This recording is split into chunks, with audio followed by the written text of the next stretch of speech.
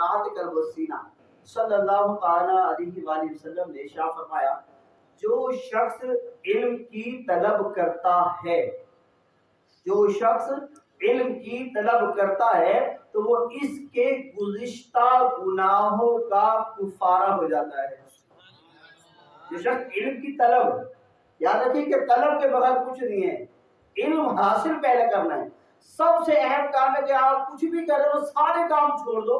اگر آپ کے پاس وقت ہے تو اپنے 24 گھنٹوں میں سے کوشش کریں کہ 4 گھنٹے کم از کم علم دین کو دے دیں علم دین، 8 گھنٹے دے دیں، 12 گھنٹے دے دیں، کیونکہ صحت ہمیشہ ایک سی نہیں رہتی، کبھی بھی کمزور ہو جائیں گے، مسائل کبھی بھی بڑھ جائیں گے، کبھی بھی شیطان حملہ کر دے گا، کچھ بھی ہو جائے گا۔ لیکن آج کا جو وقت ہے نا، اگر آپ چاہتے ہیں اپنے آپ کو ایک صحیح انسان بنانا تو آج نیت کریں کہ ہم علم دین حاصل کریں گے، علم دین حاصل کریں گے۔ صلو علی الحبیب صلی اللہ تعالی علیہ